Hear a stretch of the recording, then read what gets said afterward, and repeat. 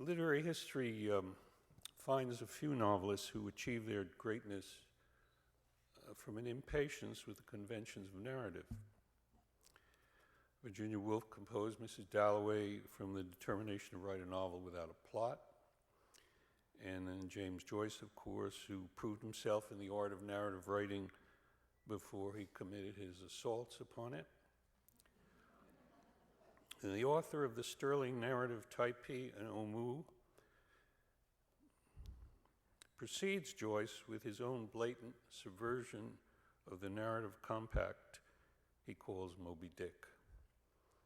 Yet I would guess that what Melville does in this novel is not from any grand preconceived aesthetic, but from the necessity of dealing with the problem inherent in constructing an entire 19th century novel around a single life and death encounter with a whale. The encounter clearly having to come as the climax of his book, Melville's writing problem was how to pass the time until then. Until he got the Pequod to the southern whale fisheries and brought the white whale from the depths, Ahab crying, there she blows, a hump like a snow hill, it is Moby-Dick. She blows, I point out to you, not until page 537 of a 566-page book in my old paperback Reinhardt edition. Now, a writer lacking Melville's genius might conceive of a shorter novel, its entry point being possibly closer in time to the deadly encounter and with maybe a flashback or two thrown in. Melville's entry point, if you remember, is not at sea aboard the Pequod, not even in Nantucket. He locates Ishmael in Manhattan, and the book is landlocked for 100 or so pages until the Pequod in chapter 22 thrusts her vindictive bows into the cold, malicious waves. I wouldn't wonder if Melville, at this point, the Pequod finally underway, stopped to read what he had written to see what his book was bidding him to do. This is sheer guesswork, of course. I've not read the major biographies, and I don't know what Melville himself may have said about the writing of Moby-Dick beyond characterizing it as a wicked book. Besides, whatever any author says of his novel is, of course, another form of the fiction he practices and is never, never to be trusted. Perhaps Melville had everything comfortably worked out before he began, though I doubt it. Perhaps he had a draft completed of something quite conventional before his writer's sense of crisis set in.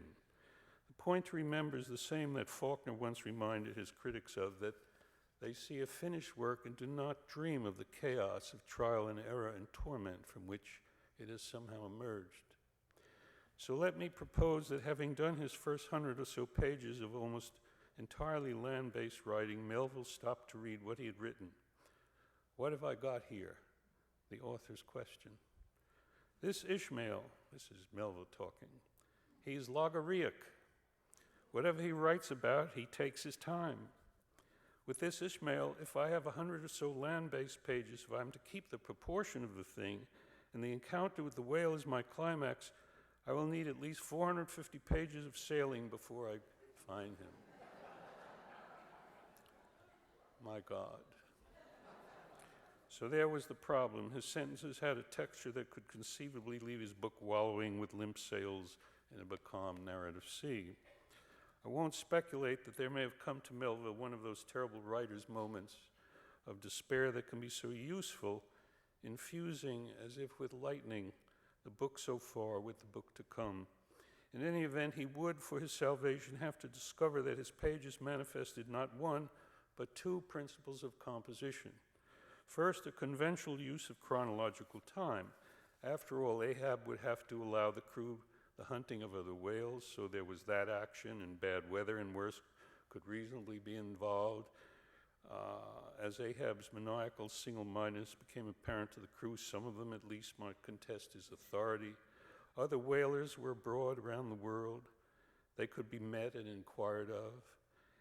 as indeed there are perhaps 8 or 9 such encounters in Moby-Dick with other ships.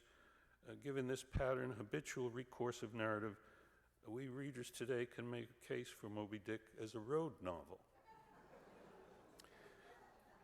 But while in these first 105 pages, Ishmael's integrity as a narrator is maintained, and the setup for the voyage suggests an assiduous and conventional narrative, there's something else possibly less visible, a second principle of composition, lurking there. It would come to Melville incipiently as a sense of dissatisfaction with his earlier books and their gift for nautical adventure. While we may know that there is nobody before or since who's written better descriptions of the sea and its infinite natures and the wrathful occasions it can deliver, to Melville himself this talent would be of no consequence as he contemplated the requirements of his Moby-Dick and felt the aching need to do this book, to bring it to fruition out of the depths of his consciousness, to resolve into a finished visionary work everything he knew. So he looks again at his Ishmael and he finds in him the polymath of his dreams. Ishmael has read his Shakespeare, he knows European history, is conversant with biblical scholarship, philosophy, ancient history, classical myth, English poetry, lands and empires, and geography. And why stop there? He can express the latest thinking in geology, he would know about tectonic plates, the implications of Darwinism, and enlightened cultural anthropology. And he says, I can make this fellow an egregious eavesdropper, so talented as to be able to hear men think or repeat their privately muttered soliloquies verbatim. And it's a fact that no sooner are we at sea in chapter 24 does Ishmael step out of time in a big way and give us the first of his lectures on whaling. His big gamble has begun to pass the time by destroying it, to make a new thing of the novel form by blasting its conventions. I know this to be true. Herman Melville may have been theologically a skeptic, philosophically an existentialist, personally a depressive, with a desolation of spirit as deep as any sea dingle, but as a writer, he's exuberant. Melville will load his entire book with time-stopping pedagogy. He will give us essays, trade lore, taxonomies, opinion surveys. He will review the pertinent literature. He will carry on to excess outside the narrative. And then, of course, the excess touches every corner, every nook and cranny below deck, every tool and technical fact of the life aboard the Pequod and everything upon it, from Ahab's prosthesis to the gold doubloon he nails upon the mast. The narrative bounds forward from the discussion of things. So finally, we look at the details and discover something else. Whatever it is, Melville will provide us the meanings to be taken from it. And this suggests to me the mind of a poet, the significations, the meaningful enlargements he makes of tools, coins, colors, existent facts, even the color of the whale, are the work of a lyric poet, a maker of metaphorical meanings, for whom unembellished linear narrative is but a pale joy. So this book I bring to your attention in the Library of America edition. By the way, it looks like a much thinner book than it really is in the Library of America. That wonderful thin paper they use. But it's a big kitchen sink sort of book into which the exuberant author, a writing fool, throws everything he knows, happily changing voice, philosophizing, violating the consistent narrative, dropping Ishmael, picking him up again, doing everything he can think of, reworking his research, indulging in parody, unleashing his pure powers of description, so that the real Moby-Dick is the voracious maw of the book, swallowing the English language. The novel's greatness is not negated by the fact that our culture has changed, and we now no longer hunt the whale as much as we try to save it.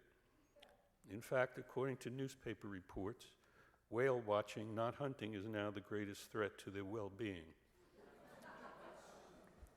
Or whale-being. Sorry. Going out in sightseeing boats to frolic with the whales is a bigger industry now, producing more income than fishing for them. and threatens to disrupt their migratory patterns and thus their organized means of survival. In fact, one can imagine Moby-Dick as possibly a prophetic document if one day a Leviathan rises from the sea in total exasperation of being watched by these alien humans, who once, at least in hunting them, were marginally in the natural world, but now in only observing them are in that realm no longer, and so rightly destined for the huge open jaw and the mighty crunch and the triumphant slap of the horizontal flukes. But whatever the case, I can assure you Ernest Hemingway was wrong when he said that American literature begins with Huckleberry Finn. It begins with Moby-Dick, the book that swallowed European civilization whole, and we only are escaped alone on our own shore to tell our tales. Thank you.